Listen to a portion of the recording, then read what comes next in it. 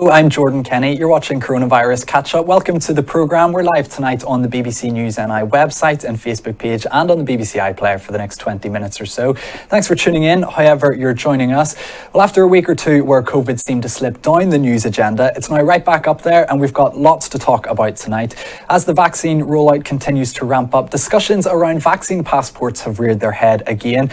And we've also got foreign travel to talk about. It's never far from our thoughts. We'd all love to be on the beach, but Dr. Michael McBride, the Chief Medical Officer, said this morning it would be premature to book an international holiday for this summer.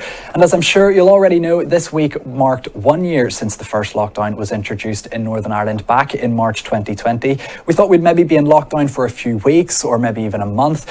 But 1 year later, here we are still being told to stay at home. Well, here to explain everything and of course answer the questions you've been sending in is our business reporter, Richard Morgan, who joins me now. Richard, it's been a few weeks since we last had a chat. How's things with you?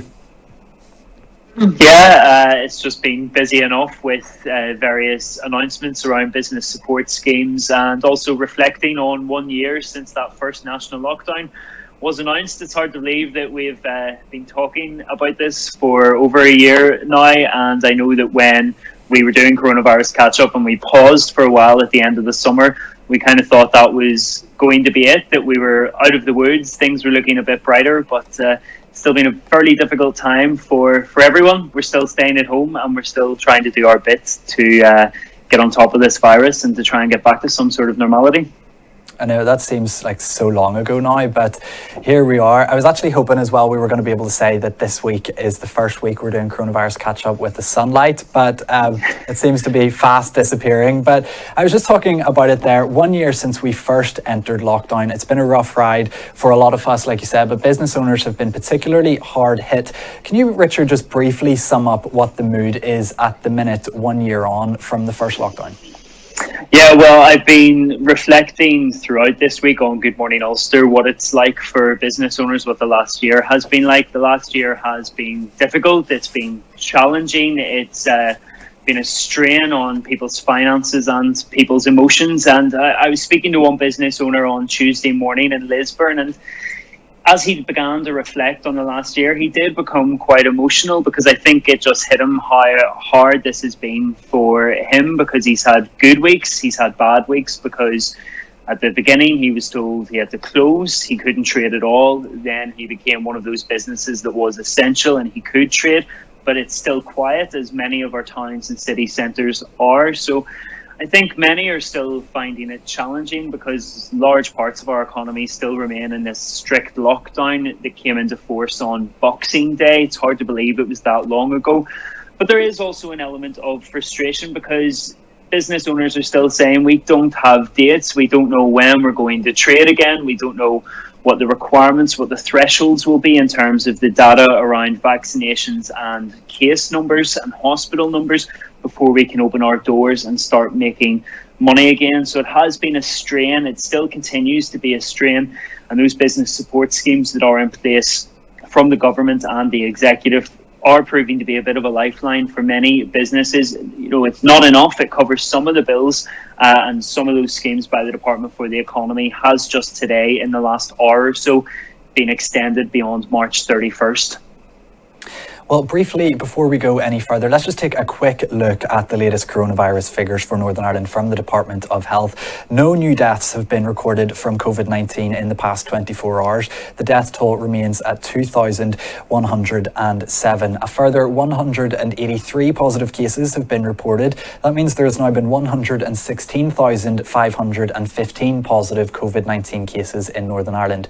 There are 153 people being treated for the virus in hospitals here. 14 are in intensive care units and 10 are on ventilators, and the reproduction number, or R number, is currently sitting at between 0.75 and 0.95.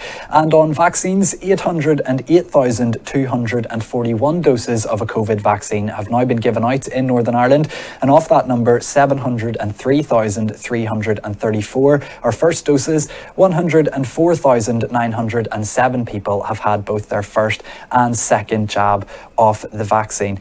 And And talking about vaccines, that brings us to the topic of vaccine passports. Talk about these passports has been all over the news today. We've had quite a few questions on them here. A brief explanation of what a vaccine passport is before we get into the questions. A vaccine passport would be documentation showing that you've been vaccinated, and the suggestion is this could possibly be used to allow people into venues like theatres, sports stadiums and pubs. But Richard, what could these vaccine passports mean for businesses in Northern Ireland? Well, I think it could prove to be very controversial, first of all, for both employers, for businesses and for consumers. The Prime Minister has said there may be more around this next month in April and then a further review in June. So none of this is set in stone at the minute. This is just talk at the minute as we currently speak. But in terms of what it could mean, we have already seen some holiday firms, particularly large cruise companies and airlines, saying we will require passengers to have a vaccine passport if you would like. In other words, proof that they have been vaccinated before they can fly with us or cruise with us. And this is to protect our staff and to protect other passengers. So we're already seeing that. We already have one large business, one large employer in England, a plumbing firm, saying it will require its staff to be vaccinated, otherwise they may look at not keeping them on the books. That could prove to be a legal minefield when it comes to employment law. But I mean, if you're asking for people to have proof of a vaccine to get into a pub or a festival, it makes it very difficult, because you could essentially be turning away business, which after a very difficult year of trading or no trading, you don't want to do that. You don't want to say no to people that want to spend their money. You're also going to be excluding people that may have been offered the vaccine but cannot take it for various reasons. And it's frankly probably unfair for those people to be excluded. And then this brings you to the employment law area, where employers cannot discriminate against people because of disability, religious beliefs, and they can't discriminate against pregnant women. So I do believe that this will be controversial. We'll have to tread that path very carefully, the government that is, and any decision on a vaccine passport will have to be looked at too by the executive. As I say, at the minute it is just talk. It's something Boris Johnson has mentioned over the last day or two, but we have seen moves by travel firms in particular to say you need to have this vaccine passport if you want to come and stay with us or travel with us.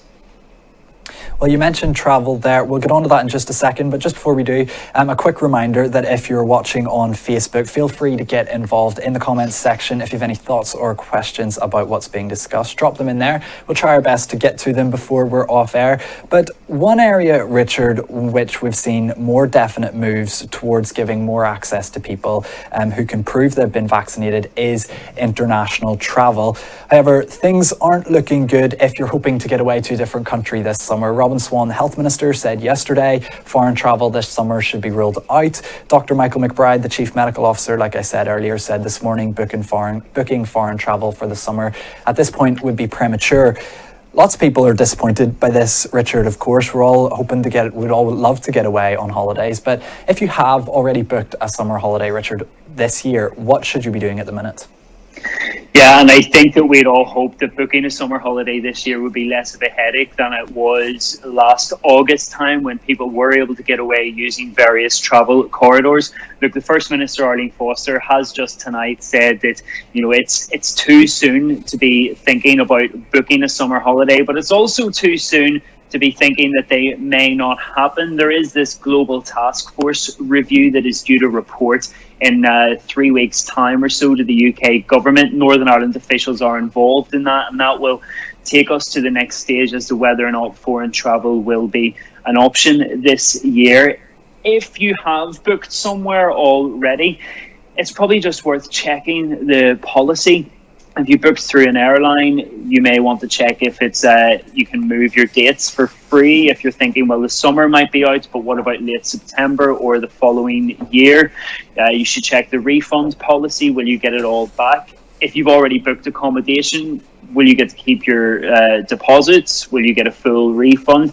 I think what we have seen in the last 6 months, certainly, is airlines and holiday companies have been more pragmatic, I suppose, about bookings, knowing that the changing picture of coronavirus across the world, particularly in Europe, for us, as that's where many people would be looking to go this year, means that they need to offer flexible policies. And they were reprimanded by consumer groups and the Civil Aviation Authority at the beginning of the pandemic for not refunding people for hanging on to that cash.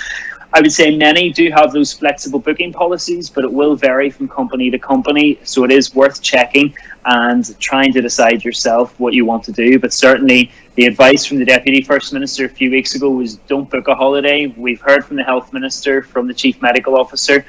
And as I said at the top there, the First Minister, Arlene Foster, tonight saying, it's too soon to be thinking about summer holidays, but it's also too soon to be ruling them out.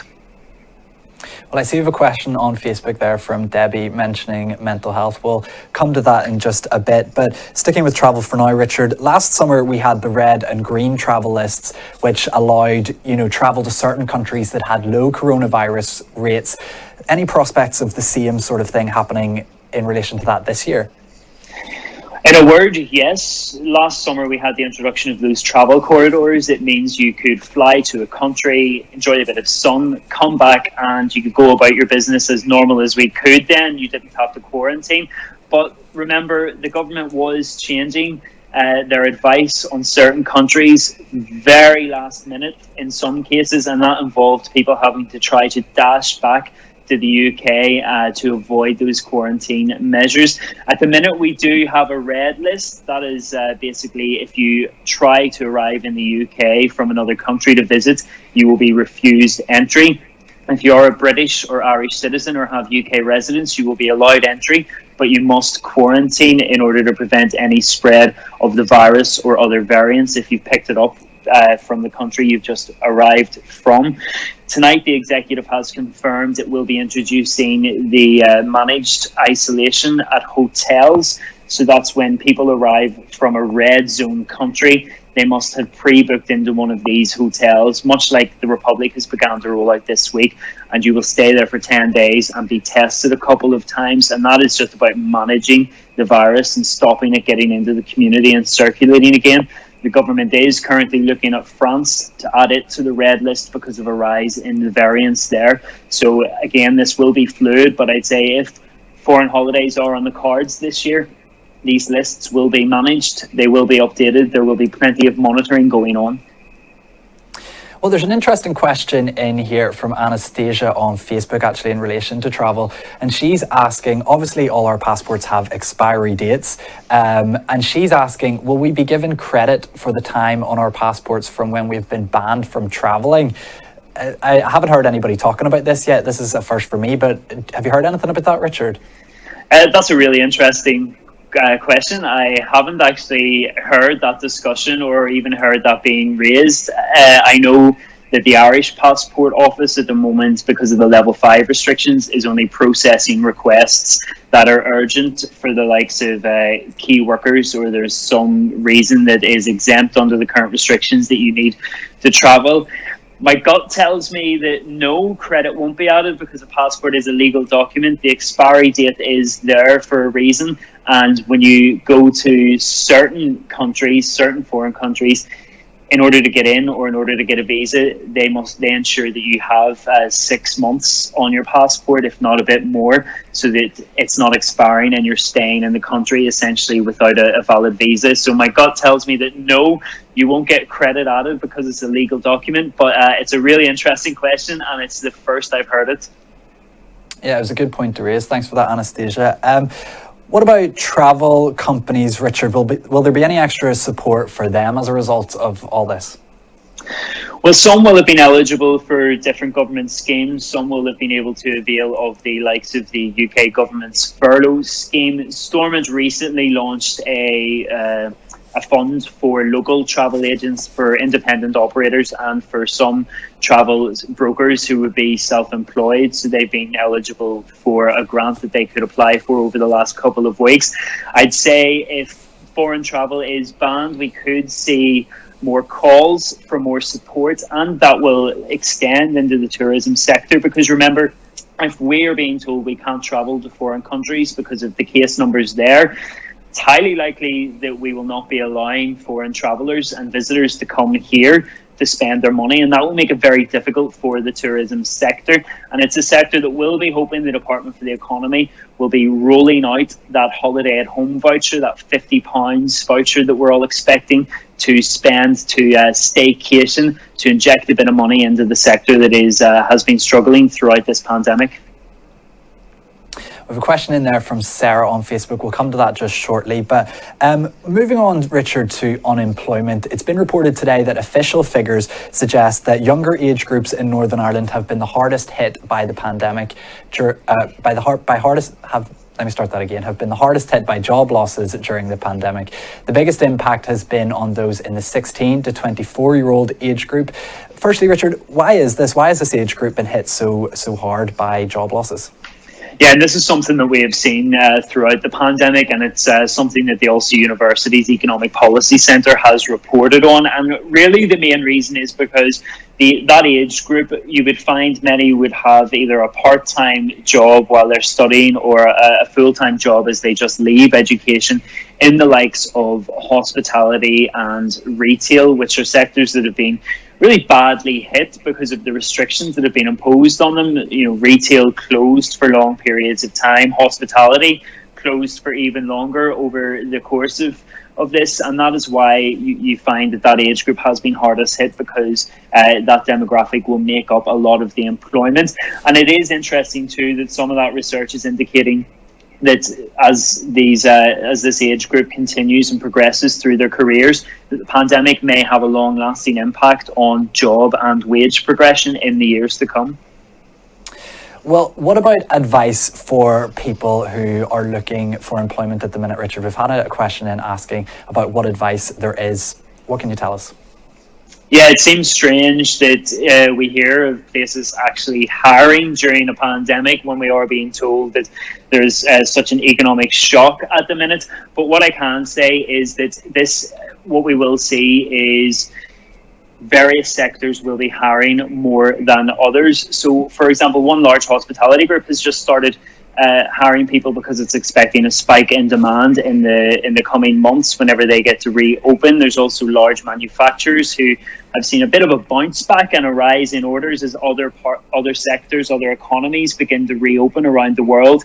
The orders are coming in and they need more people. So there are industries out there that are looking for people. It is just a case of having a look around. But then again, it is a tough market too, because many people will all be looking for work. So you may find that one post has many more applicants than they would have done in the past. Yeah, it's difficult. What about those who are self-employed, Richard? What support is available to them at the minute? So the government has a scheme for the self-employed, much like the furlough scheme. It runs alongside that, and it allows those who are self-employed to claim a certain percent on their trading profits. So they're in the process of a fourth tranche of payments, and then there will be a fifth launched over the summer, and that will be the final one that is rolled out to people across the UK. Locally, there is a scheme for the newly self-employed, for those who missed out, so those who have decided to go it alone just in the last 12 months or so, that wouldn't have the returns or evidence of their turnover that other people who've been self-employed for some time have. That scheme in particular should help about 3,000 people in Northern Ireland. Also, some of the other departmental schemes that are in place can help the self-employed, but as the Chancellor says, as all of the politicians say, they're unable to help everyone. They won't be able to save every job and save every business. So people will still be slipping through the cracks, which I know is of real frustration when we talk about all the help that is available, and some people out there are simply getting none. Yeah. Well, let's take a quick look at Facebook here. Sarah is asking when we will be able to go to large gatherings such as football stadiums, weddings and concerts. Obviously, something that we'd all love to know, but we mentioned the vaccine passports, Richard. They could come into play on this as well, couldn't they? They absolutely could, if that is something that comes to fruition. But in terms of larger gatherings, larger events, that's really going to be in step 5 of Stormont's strategy. It's a roadmap to getting out of lockdown, and there are no dates attached, so we just simply don't know. Some local festival organisers are still selling tickets. They're still optimistic that we may get some sort of activity in August, in the late summer.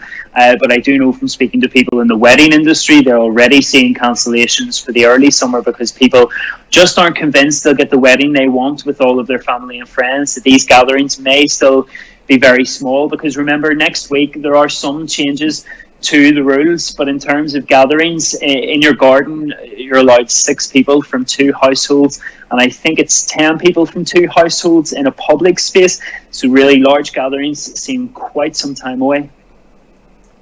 And just looking here, Richard, we have a couple of questions on caravans. Always a big topic whenever we're asking for people to send in questions. I'm sure lots of people who holiday in caravans and caravan site owners as well will be wanting to know when they can reopen. Yeah, again, this is something on the radio programs that we always get text messages about every morning and every afternoon. People just want to know when they can go to their caravan or when they can go to their holiday home. Now, this, again, is contained within Stormont's exit plan, but you'll be glad to know that the reopening of caravans and the ability to go to your holiday home is in the much earlier stages of the exit plan.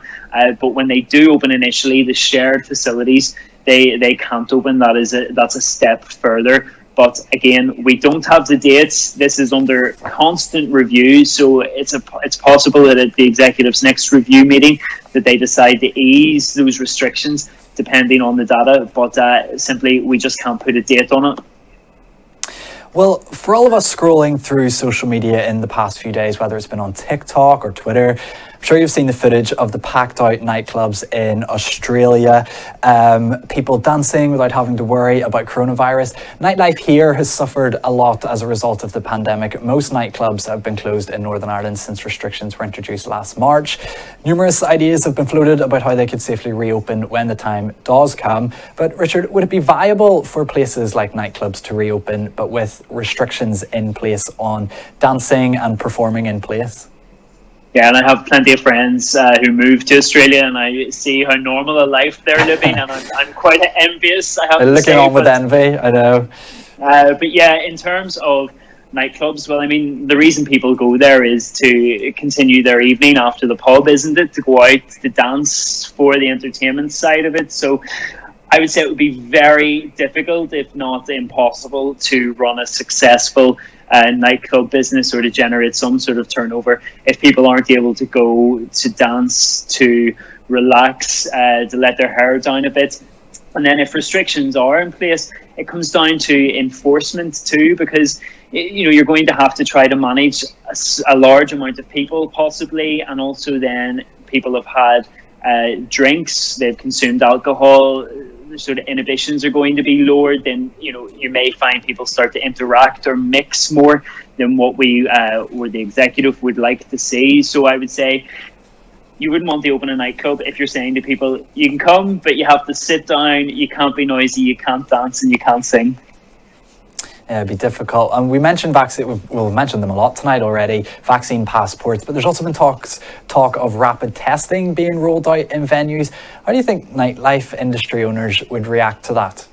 Maybe standing in a queue and offering coronavirus tests to people queuing up outside the venue, and swabbing people as they wait to get in. Yeah, look, I think there you have to consider that you need to get people's consent if they want to be tested, much like the testing being rolled out in schools. There has to be an opt-in. But I think if business owners are being told, well, look, you can have people into your nightclub to spend money and to have a good time if you test them outside and get a rapid test that says negative, I think they're going to say, well, look, if that's what we have to do to generate income, to open our doors for the first time in a year, then whatever it takes. But I think the practicalities of rolling that out could prove to be very difficult. And I said we'd come to it. We had a question from Debbie on Facebook asking about mental health and provisions that will be put in place. I know that's not exactly your area, Richard, but you were saying earlier you've seen firsthand the mental health impact the pandemic has had. You said you were speaking to a business owner earlier in the week on Good Morning Ulster who even broke down on air. It's been tough for business owners. Oh, it's been tough for all of us, hasn't it? I don't think any of us have gone through this and not had a moment of just finding it very difficult to cope, because this has been a 12 months that nobody could have ever predicted. It's not even something you would ever imagine watching in a movie or television and thinking, oh, imagine that happened. But here we are, we're living through it. We've been told to stay away from our family, our friends, our colleagues for what feels like forever now. So it's been very difficult for everyone. And there was a GP, I think it was just the last 24 hours or so, giving evidence or talking at some sort of meeting, and he did say that there is going to be this big wave of people that will need, help and support for anxiety and for mental health reasons, because it has been so difficult. And even if you imagine working from home, if you live on your own, your colleagues were probably your social life for a big part of the week until the weekends, and even now that social element has been taken away from us at the weekend. So a difficult time for everyone, and I would say you would be hard pressed to find anyone who has got through this and has enjoyed it or not had that moment of feeling like it's really tough. Yeah, you're right. Well, just lastly, Richard, we've mentioned businesses that have struggled over the past year due to COVID, but that obviously hasn't been the case for everyone. What businesses have done best out of the pandemic? No, it absolutely hasn't. So the supermarkets have done extremely well. You'll remember pre-lockdown in the early days of coronavirus, the empty shelves as people were panic buying, and the supermarkets and the retailers were the only places we could go during the first lockdown, really, to get our food shop, and the delivery slots were being taken up by everyone. So they have really thrived during this, as has Amazon, as has any large online business that offers delivery, because that is the way we've all had to shop given the restrictions that we are living through. And that is why the supermarkets and the off sales haven't been offered the business rates relief by Stormont that other businesses have, because they have performed so well. Those businesses too that adapted quickly, that changed their whole outfits to start producing the likes of PPE, they've done well because of the global demand for those products. And I was out with one business owner this week who repurposed his whole business. He lost essentially his whole business, all of his turnover essentially overnight, and he thought, well, I need to move into something else. And he has gone from producing sort of environmentally friendly and different furniture and items and installments for theme parks to producing hand sanitization stations and hand wash stations that are being installed locally but also globally. There's demand from Poland, Canada, and he's just made a delivery to Dubai. So those businesses selling food, selling online, and that have adapted are all faring pretty well. Hand sanitization stations, easy for you to say. That was really difficult to say, yeah. Well, I know I said lastly on that question, but just before we go, we've had a question from Kerry. If we just jump back to travel, she's talking about travelling in the Republic of Ireland, or, holidaying at home this year could potentially be a bigger thing. Richard, what are the prospects there for, local businesses and things like that? Well, I think holidaying at home within Northern Ireland is probably on the cards, given Stormont's plan. And when you look at the review dates, and if we are going somewhere in line or a couple of weeks behind England, you'll find the attractions and the accommodation is likely to be open. But the Health Minister, Robin Swan, he has also, when he made those comments about international and foreign travel, he did cast a shadow of doubt over going to the Republic of Ireland. And I think that is more to do with the vaccination programme that's currently underway. Definitely the numbers there behind how we are vaccinating north of the border. All of this is up in the air. All of this is fluid. I suppose what the last year has taught me, even as a journalist, is being able to say and not being afraid to say, we just simply don't know. Things could change, and it's just a watching brief like this last 12 months has been.